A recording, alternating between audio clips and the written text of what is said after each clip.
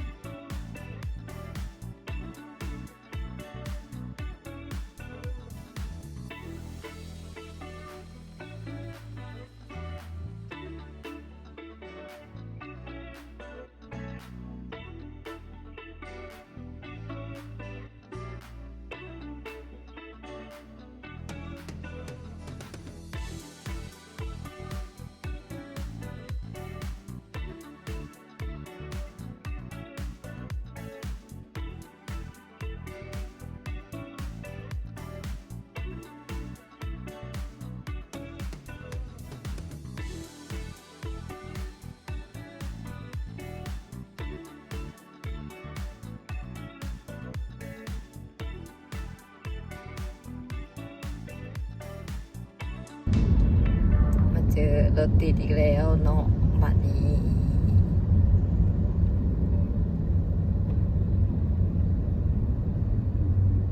ยาวเลย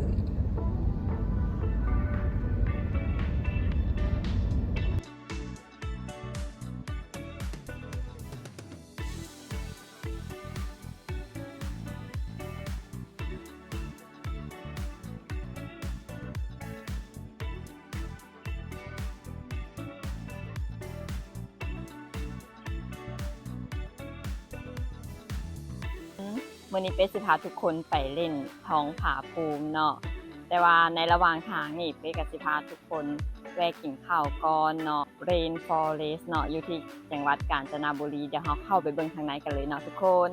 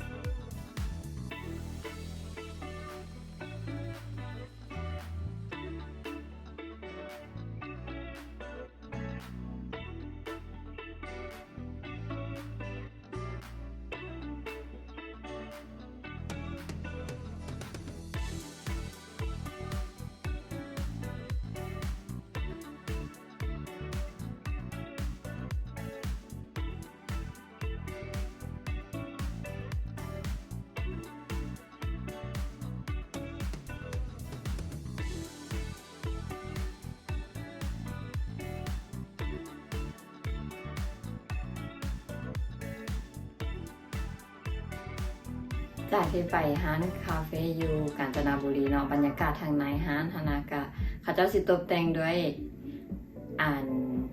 ดอกไม้บริเวณดอกไม้แบบต้นไม้นานาสนิทเนาะให้แบบบรรยากาศจะกระจะห่ม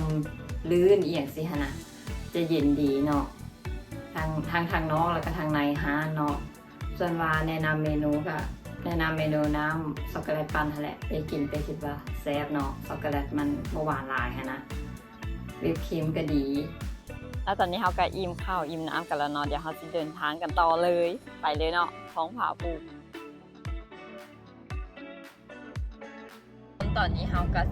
ออกมาแล้วเนาะกำลังจะไปแวะปราสาทเมืองสิงห์เนาะ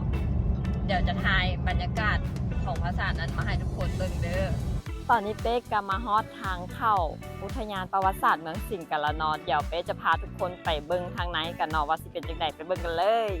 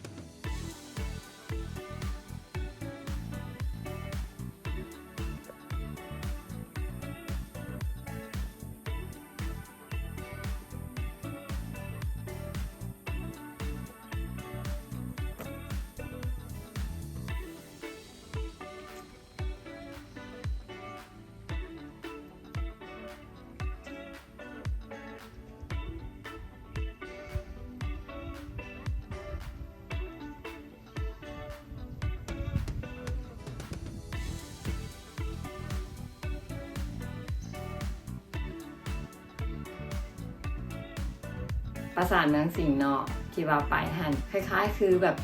พระพุทธจำปราสาทบ้านเฮาหั่นนะกับปราสาทคือกันหั่นแหละเนาะแต่ว่าตอนนั้นเพิ่นจะมีสวนสนามแบบประมาณสนามหญ้าหั่นนะแบบแล้วก็ต้นไม้หลายๆแล้วก็ร่มเย็นดีสิหั่นนะแบบงดงามหั่นแหละตามปราสาทของเมืองสิงห์หั่นนะงดงามในสไตล์นั้นเนาะเจ้าหน้าที่อุทยานหั่นนะแบบเพิ่นรักษาได้ดีหลายดีแบบดีสุดๆแหละหญ้าก็บ่หกบ่หยังหั่นนะความสะอาดก็งามตา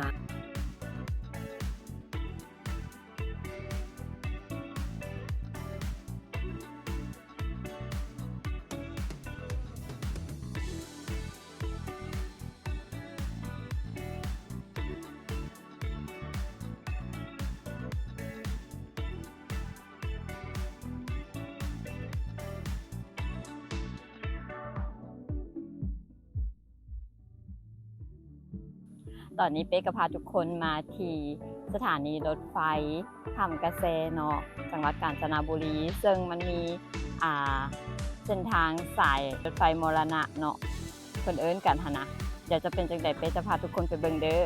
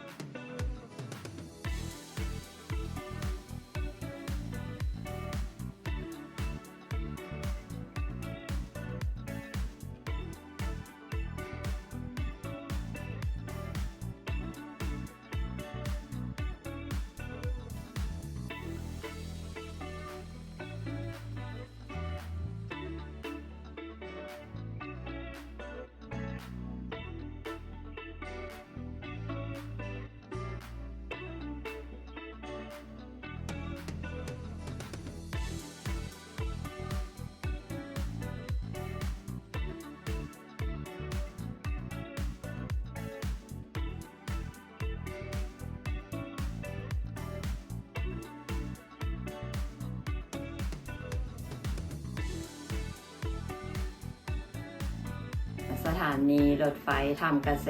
เนาะส่วนหลายก็สิมีนักท่องเที่ยวชาวต่างชาติทั้งหลายเพิ่นขี่รถไฟมาอันน้ำตกสายรถไฟสายนั้นเป็นสายมรณะเนาะที่ว่าเพิ่นผ่านทางหน้าผาสิหนนะก็เลยแบบเอิ้นว่าสายรถไฟมรณะไปก็พอดีได้เห็นรถไฟผ่านพอดีเนาะทันได้เก็บรูปภาพมาฝากทุกคนกัน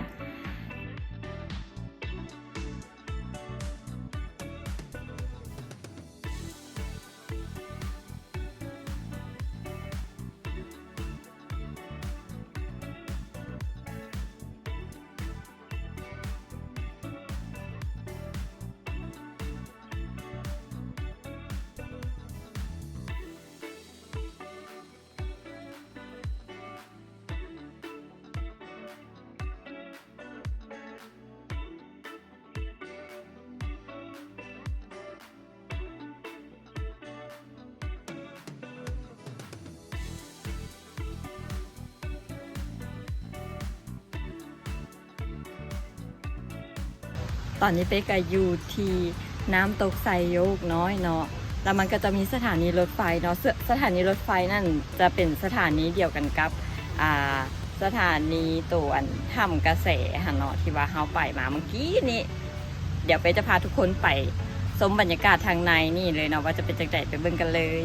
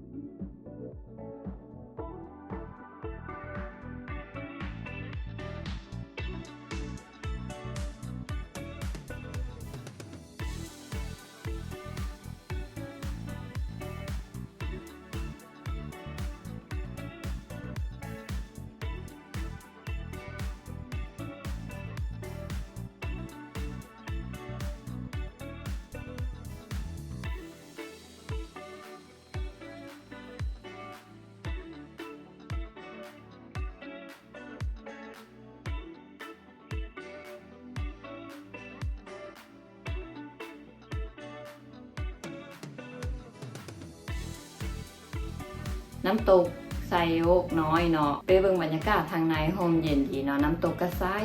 ใสสลายก็สิเห็นนักท่องเที่ยวมาแบบบ่ขาดสายเลย คือแบบน้ำตกหันงามอีดีคันเทียบความใสก็สิใสนะใสระดับหนึ่งเลยแหละแนะนำให้ทุกคนถ้ามาทางนี้อย่าลืมพากันแวะน้ำตกไซโยกน้อยเด้อ